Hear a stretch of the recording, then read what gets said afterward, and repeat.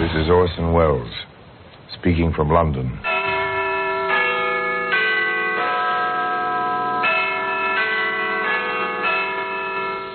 The Black Museum. Here, in a grim stone structure on the Thames, which houses Scotland Yard, there's a warehouse of homicide. A very strange room where everyday objects, a woman's shoe, a tiny white box, a quilted robe, all are touched by murder.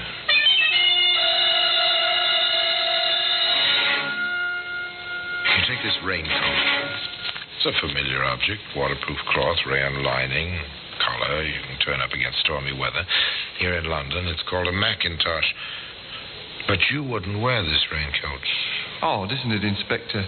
The way it was tucked around that poor woman? And partially burned, as if someone had tried to destroy the evidence. Well, it is evidence, sir. But against whom? I'm not sure yet. But this raincoat, Sergeant, this raincoat will hang someone. You can depend on it. Today, that raincoat can be seen in a very special position in that very curious room in Scotland Yard, which is known as the Black Museum.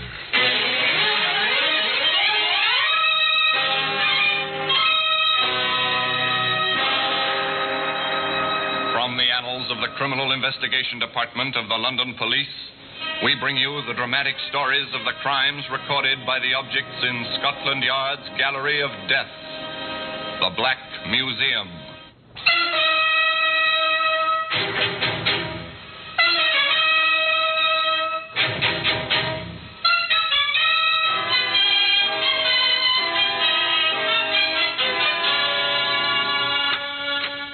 And here we are in the Black Museum, Scotland Yard's museum.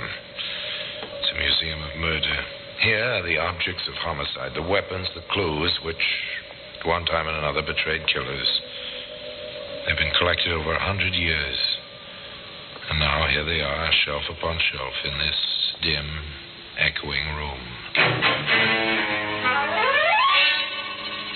Here lies death, on these shelves, in these glass cases.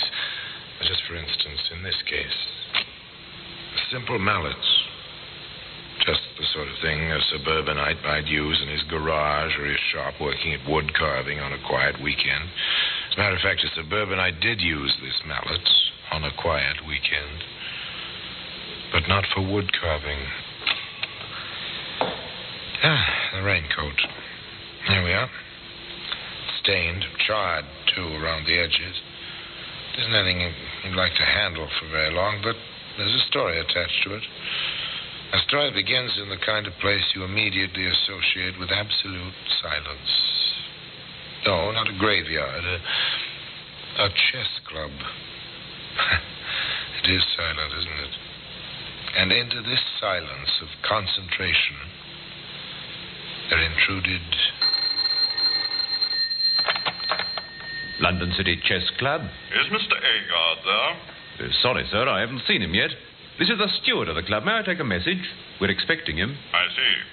My name is Chamfer. My address is 46 Edison Mews East. He knows. We've had some contact by way of Agar's insurance business. Yes, sir. And the message? I want to see him about a policy. Tell him it's rather urgent. I want him at my house tomorrow evening at 7:30 sharp. Very well, sir. I'll tell him as soon as he gets in. Mr. Agar, sorry to disturb you, sir. Just a moment, steward. There. Now, your move. Now, steward. A most important telephone message for you, sir. Came in about half an hour ago before you came in. Otherwise, I would never have disturbed you. From a Mr. Chamfer, sir. Chamfer. Strange name. Oh, yes. Yes, perhaps I do know him. May I have the message, steward? That was all. That was all until the next evening. A little bit after 7 o'clock on a streetcar, this quiet little insurance salesman, John Agar, said to the conductor of the streetcar... I beg your pardon. Does this car take me to Edison Mews East? I've never been out there before, you see. I'm not... Yes, you're all right, mister.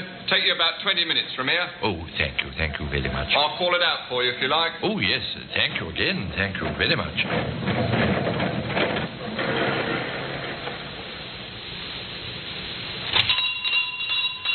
Oh, I beg your pardon. May I trouble you for the right time, please? It's 7:35. I am right for Edison Mews East, aren't I? Back one block to the car line. Oh, thank you.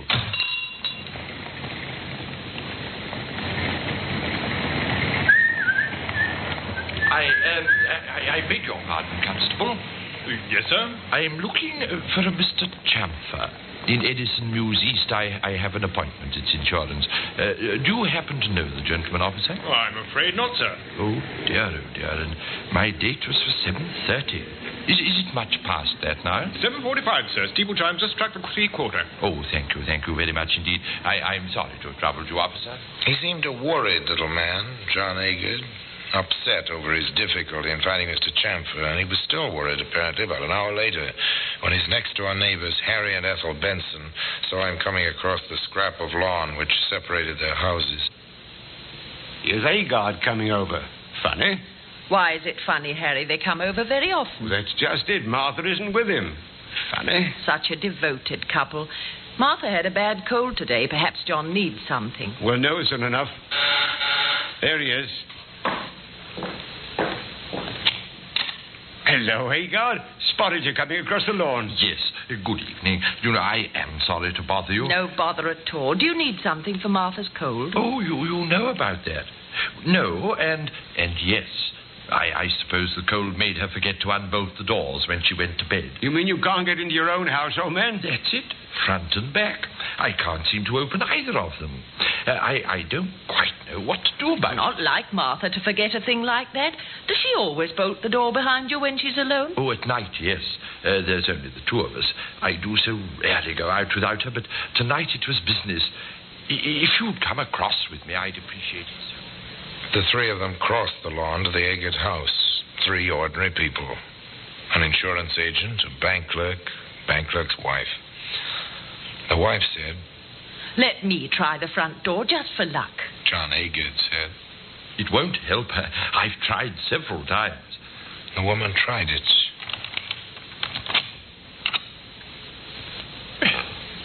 That's a bit strange. I could have sworn. It happens lots of times. The lock gets stuck. It's really open, and you think it's locked, and it just won't work. Well, now you're here. Won't you stop in for a moment? What with Martha's cold and all... she'll like to see you. Come in, please. Well, just for a minute. Martha? Martha, dear? The Bensons are with me. Martha! Oh, my... Good Lord. Martha.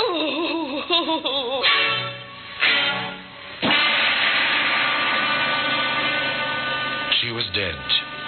Completely, horribly dead. One look. No doctor could help.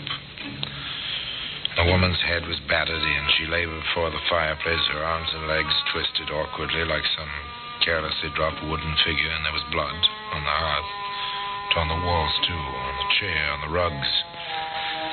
And tucked around the body, as you tuck a blanket around a child, was a raincoat. Let me go over this once more, Mr. Agar. Of course, Inspector, if you think it'll help. Details very often help. You say you left here just before 7.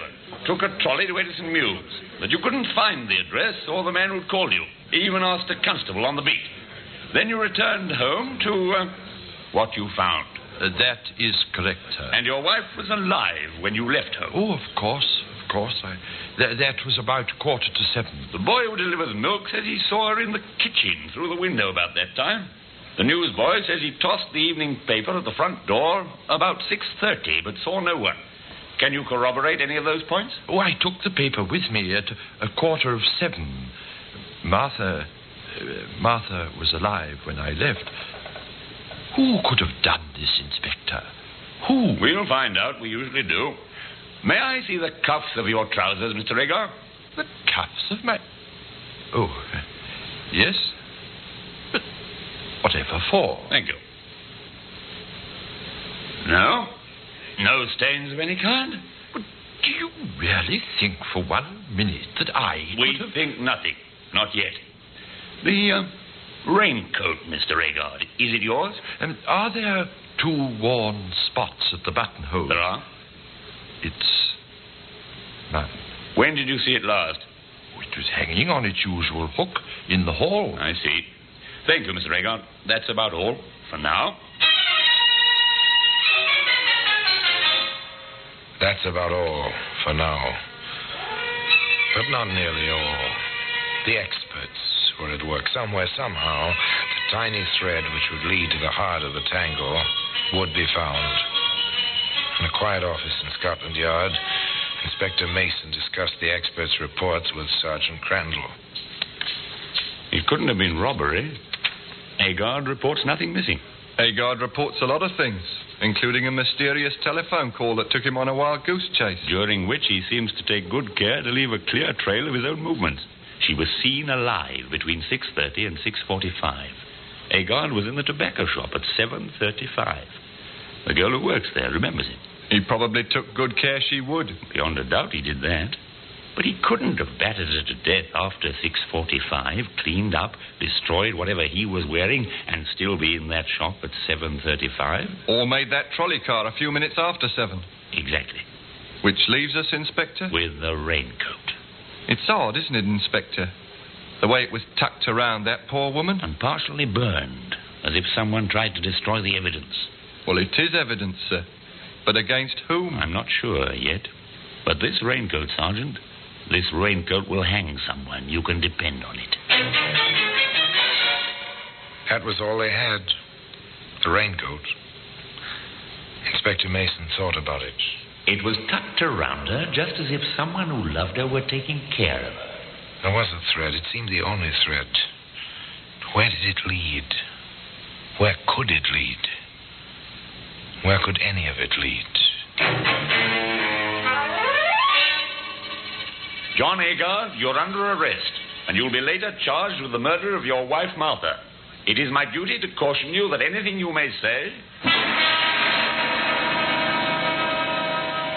Today, that raincoat can be seen in a very special position in that very curious room in Scotland Yard, which is known as the Black Museum.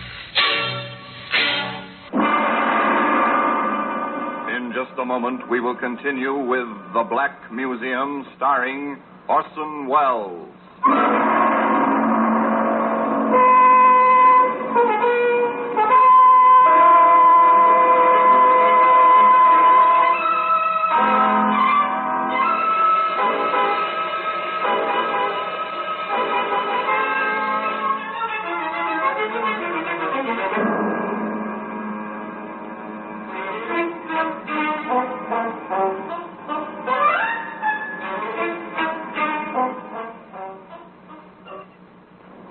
And now we continue with The Black Museum, starring Orson Welles.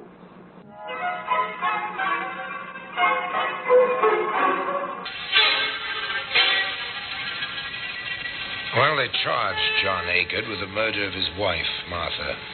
The evidence seemed slight, pretty flimsy, but still, there were strange lapses, contradictions of character. Quiet little insurance salesman responds to a call from a possible client, and suddenly he's talkative, almost garrulous. He establishes himself at definite places at definite times with total strangers, all of whom can be checked quite easily by the police.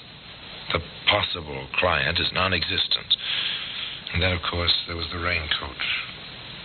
From the very beginning, the prosecutor for the Crown made it clear that a great deal of his case rested on that raincoat. And if the prisoner did commit this murder for apparently no reason, he deserves the full punishment. Much will be made of the quiet life he led with his wife. Much will be made of the fact that no telltale trace of blood was found on him or his clothing. But I say to you, and we hope to prove this to your satisfaction, that this woman could have been beaten to death by someone wearing only the raincoat, which we will place in evidence. Now, who, ladies and gentlemen of the jury, could have approached Martha Agar naked save for that raincoat, except her husband, the prisoner, John Agar? Moreover, as you will see, the police officer... There was more of the same, much more. Counsel for the Crown was out to make an impression, no doubt about that. But then, so was counsel for the defense. My colleague has already admitted that no trace of blood was found upon my client, although from the condition of the body and the room, it would seem impossible that the killer could have escaped the touch of it. Then again, there was no time. John Agar could never have committed this crime, performed the necessary ablutions, and been where he was definitely seen between 6:45, when his poor wife was last seen alive by a third party, and 7:05, the moment when my client spoke to the trolley conductor. But far, far more important is the relationship between my client and his poor wife, a relationship of love, of understanding, of the perfect companionship of declining years. For that reason alone, I submit my client could never have committed the crime with which he stands charged today.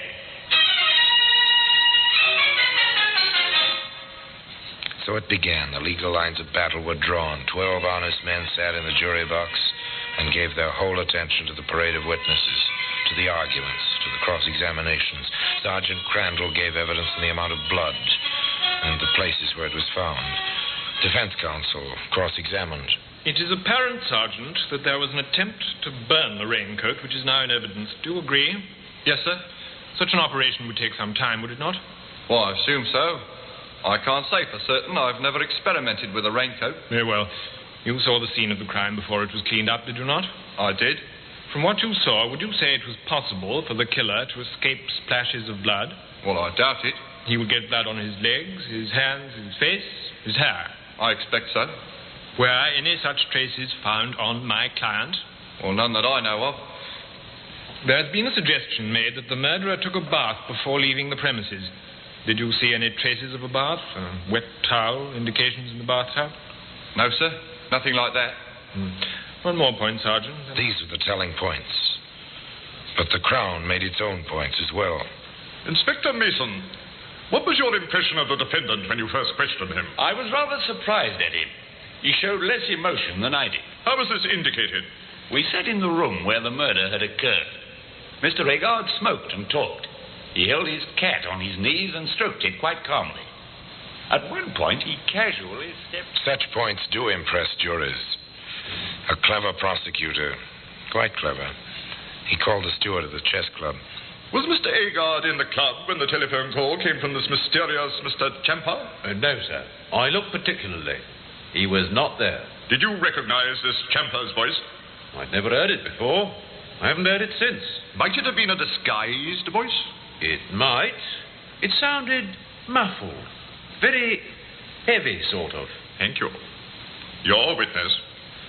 Steward, in your observations of Mr. Agard, have you ever seen him behave as a poor loser? No, sir, never. Has he ever expressed violent opinions, to your knowledge? Mr. Agard violent? He's the quietest man I've ever known. Did he ever mention his wife to you? Many times, sir. On what occasions? Usually about 9 in the evening. He always worried about leaving her alone too late at night, sir. Oh, very considerate of her he is, was, sir. Thank you, that's all.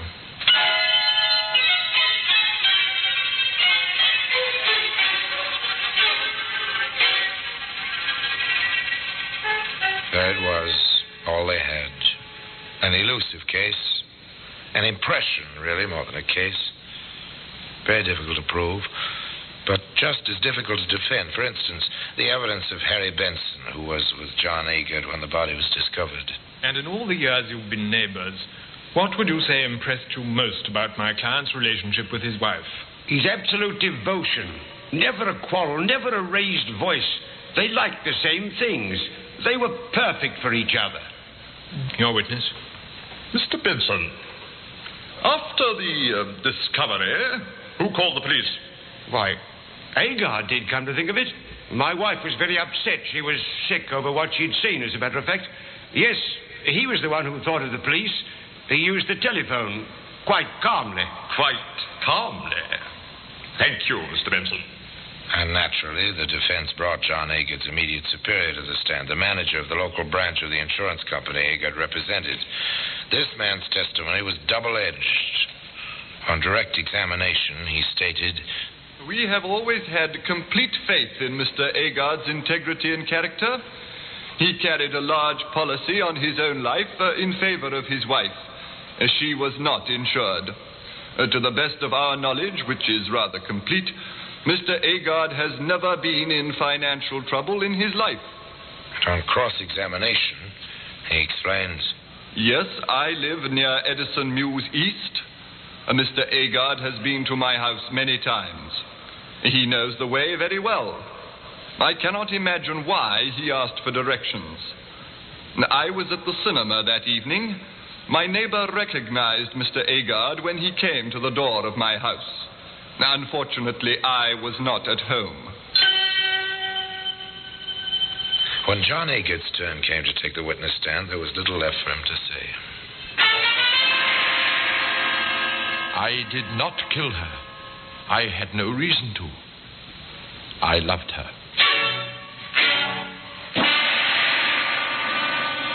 Opposing counsel summed up. The judge made his charge to the jury. Again and again, you have heard the importance of the time element in this case. Could this man, or any man, have committed this crime, removed all traces of it from his person, dressed and been at a trolley car line 20 minutes from his house, in the time between the moment the milk boy saw the victim alive and the moment the conductor saw the defendant on the trolley car? More, there is no evidence to connect the defendant directly with the crime. The case is entirely circumstantial. No motive has been established. I could only... They listened. The 12 honest men in the jury box. They retired and they debated. What went on in that jury room is sealed in silence under the honored tradition of the law. Anyway, 40 minutes elapsed. Then the jury re-entered the courtroom. The clerk asked the usual question. Are you agreed upon a verdict? We are. Do you find the prisoner guilty or not guilty? Guilty. Prisoner at the bar, have you anything to say why you should not die according to the law? I am not guilty. I have nothing else to say.